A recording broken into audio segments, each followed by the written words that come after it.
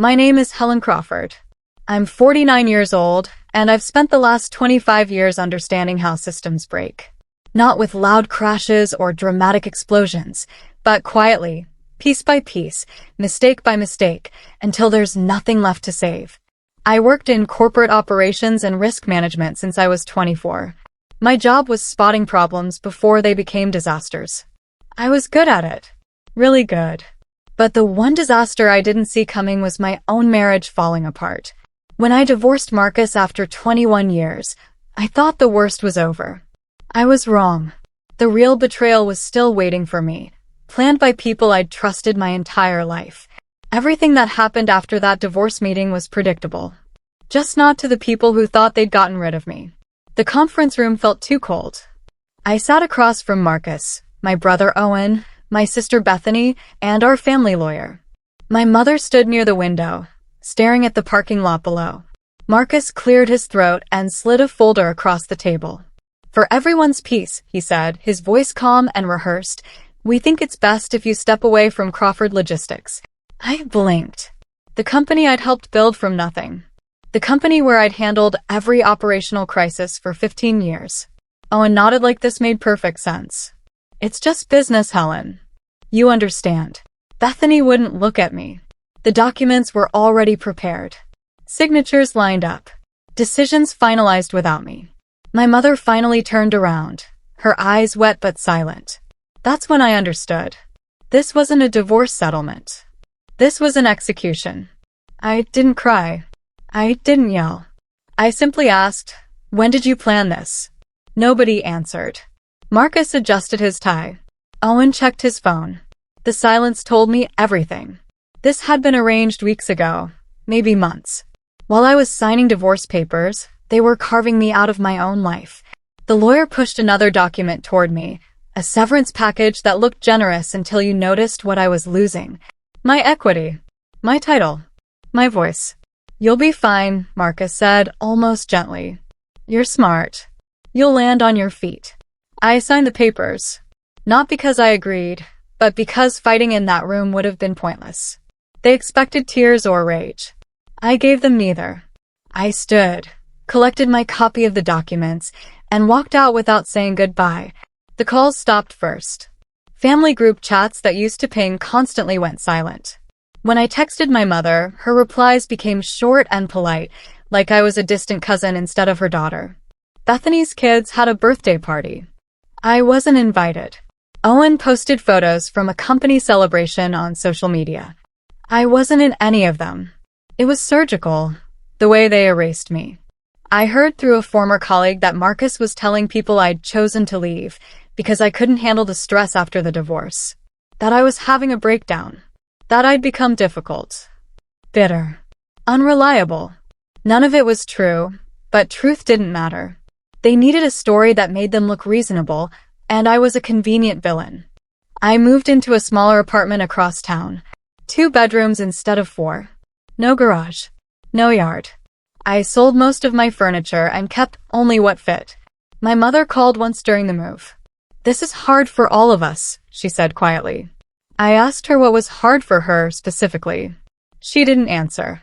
After the call ended, I sat on the floor of my empty living room and made a list of everything I still had: my skills, my reputation outside the family, my savings. It wasn't much, but it was mine. That night, I applied for a consulting role at a mid-sized firm downtown. The position was below my experience level, and the pay was half what I used to make. I didn't care. I needed distance, and I needed time to think. My new job was quiet. I worked on compliance audits and process reviews, tasks that felt small compared to running an entire logistics operation. My coworkers were polite but distant. I didn't talk about my past. When someone asked where I'd worked before, I just said, "Family business." It didn't work out. 3 weeks in, I recognized a name on a client file. Harmon Freight Solutions. They were one of Crawford Logistics' biggest partners. I pulled up their account history and noticed something strange. Payment delays. Contract renegotiations. Red flags I would have caught immediately if I'd still been there. I closed the file and went back to my own work. It wasn't my problem anymore. But I couldn't stop thinking about it. A month later, I got a call from someone I used to work with, Vanessa, an operations manager at Crawford. She sounded nervous. "Helen, I know this is awkward, but we're having some issues with the Harmon account. Do you still remember how you structured their contract?" I did. I'd spent 2 years building that relationship. "Why are you calling me?" I asked carefully. She hesitated. "Owen told us to figure it out ourselves, but nobody here knows the system like you did. We just need some quick advice." Temporarily. I thought about saying no, but curiosity won. "Send me the file," I said. "I'll take a look." That night, I reviewed everything. The problems were worse than I thought. Much worse. They hired me back as a consultant. Not officially part of the company, just a temporary advisor to fix the Harmon situation. Owen made it very clear this was short-term. "We appreciate your help," he said over email, "but let's keep this professional." I showed up to the office on a Monday morning. The receptionist didn't recognize me. I had to sign in as a guest. In the conference room, I sat across from people I used to manage. They treated me like I was a junior analyst. Bethany walked past the glass wall, saw me, and kept walking. I spent the day explaining systems I'd built, answering questions from people who used to ask me for advice daily. It was humiliating. And it was exactly what I needed to see. I didn't fix the Harmon problem. I couldn't, because the real issue wasn't the contract, it was how they were running the company. Decisions were being made by people who didn't understand the foundation I'd laid. I saw it in the meeting notes, the budget reports, the emails. But I didn't say anything. I just did what they asked, reviewed the contract, suggested minor tweaks, and documented everything. Every ignored warning. Every dismissed concern. Every time Owen overruled my advice with a condescending smile. I kept a file on my personal laptop, time-stamped and detailed. No sabotage. No interference. Just truth, quietly preserved. I had a feeling I'd need it someday. The family dinner was Bethany's idea. "We should all get together," she texted me. "It's been too long." I almost said no, but I was curious. I wanted to see how they'd act now that I was useful again. We met at a restaurant downtown. Marcus was there with his new girlfriend. Owen brought his wife. Bethany sat at the head of the table like she was hosting a board meeting. My mother barely looked at me. The conversation was polite at first.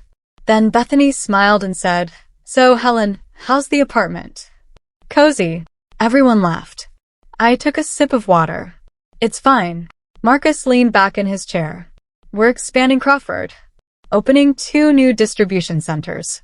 Should have done it years ago." He looked at me. "Do you regret leaving?" I set my glass down carefully. "No," I said. The table went quiet. Owen frowned. "Really?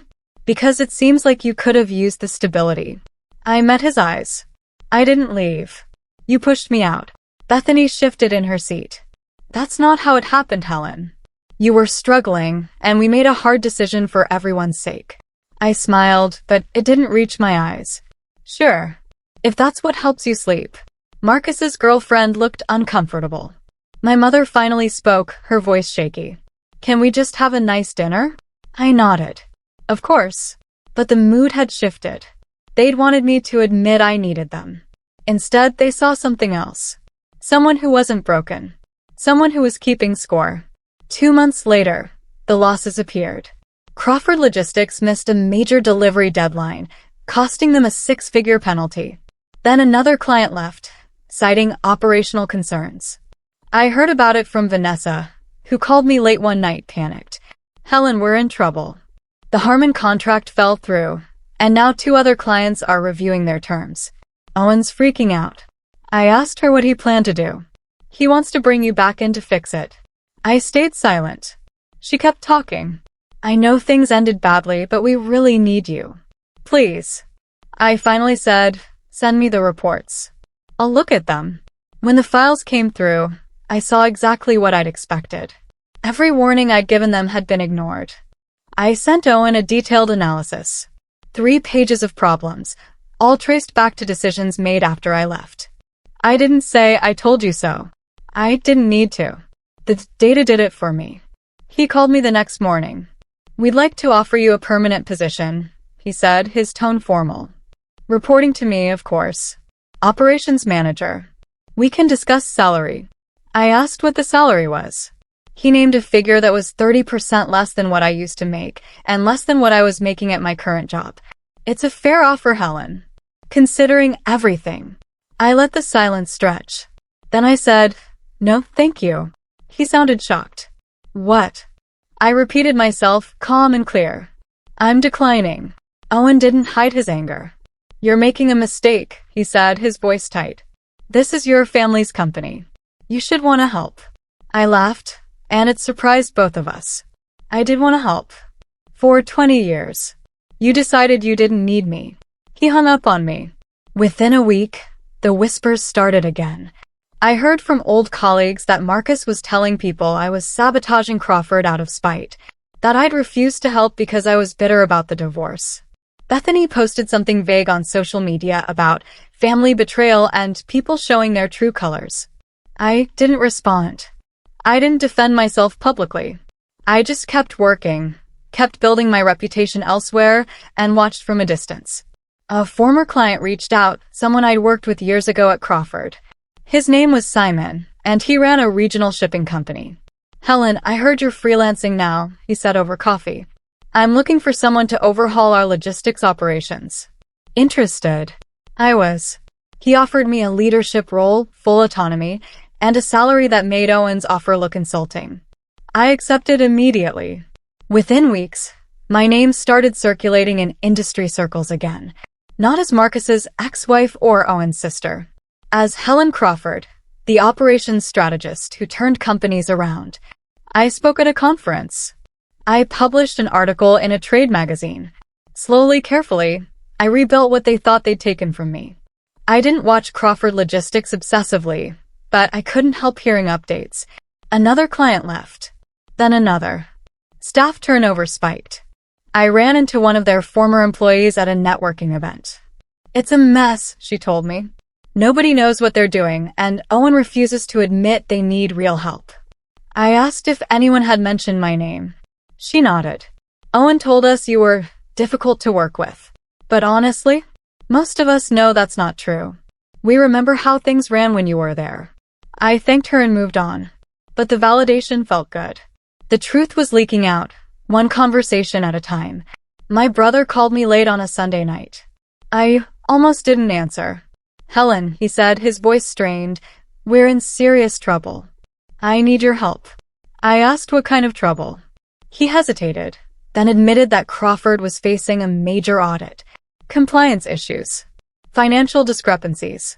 Things I would have caught years ago. "Can you come in and consult? Just for a few weeks. We'll pay you properly this time." I thought about it. "No." His voice rose. "Are you serious? This is our family's legacy, Helen. You're really going to let it fall apart because you're holding a grudge?" I stayed calm. "I'm not letting anything fall apart, Owen. You are." Owen accused me of enjoying their suffering. Maybe he was right. Not because I wanted them to fail, but because I'd spent years being told I was the problem. Now they were learning the truth. I didn't sabotage them. I didn't spread rumors. I just stopped saving them. That was enough. An independent auditor was brought in to review Crawford's operations.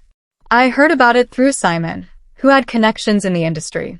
The auditor confirmed everything I'd documented months ago. Poor decision-making, ignored warnings, structural flaws that had been building since I left. My name wasn't in the report, but my absence was. The auditor noted that key operational knowledge had been lost during a personnel transition. My mother called me crying. "Helen, please. You have to help. This is destroying us." I asked her why she thought I owed them anything. She didn't have an answer. Just tears and regret that came too late. "I didn't know they were going to push you out like that," she said. I should have said something. I believed her. But it didn't change anything. "Mom, you watched them erase me. You didn't stop it. You didn't even call me for 3 months." She sobbed quietly. "I'm sorry." I told her I knew. Then I told her I couldn't fix this for them. She asked what would happen to Crawford. I said, whatever they've built without me. The company was sold. Not for much, just enough to cover debts and severance for the remaining staff. Marcus and Owen tried to spin it as a strategic move, but everyone knew the truth. They'd run it into the ground. Bethany called me afterward, her voice small. "Did you hear?" I had. She asked if I was happy. I told her I wasn't happy or sad. I just didn't care anymore. "They're saying you could have saved us," she said. I laughed, sharp and tired. "They said I was the problem. Make up your minds." Before she could respond, I added, "You made a choice, Bethany. You all did. You chose to believe I was expendable. Now you live with it." One last request came 6 months later. A voicemail from Owen, his voice flat and defeated. "Helen, I know I don't deserve this, but if there's any way you'd consider helping us rebuild, even part-time, we need you." I listened to it twice. Then I deleted it. I didn't call back. I didn't owe him an explanation. The truth was simple. I didn't destroy Crawford Logistics. I just stopped holding it together.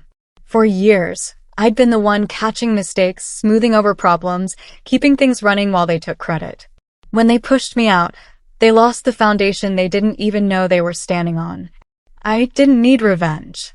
Reality did that for me. Months passed. I thrived at Simon's company. We expanded into 3 new regions. I hired a small team and trained them the way I wished I'd been valued at Crawford. I stopped checking on my family's business. I stopped thinking about Marcus or Owen or Bethany. They became background noise, people I used to know who'd made their choices. Then an industry article came out, profiling successful turnarounds in logistics. My name was in it. Not as someone's ex-wife or someone's sister, but as Helen Crawford, strategist and leader. I didn't share it. I didn't need to. The people who mattered already knew. Bethany reached out one last time. We met for coffee, awkward and tense. She apologized. Sort of. "I should have stood up for you," she said, stirring her latte without drinking it. It was easier to go along with them. I asked if she understood why that hurt. She nodded. I was scared of being left out too. I appreciated the honesty, even if it came too late. We talked for an hour. She asked if I'd ever forgive them. I told her forgiveness wasn't the same as reconciliation. I didn't hate her.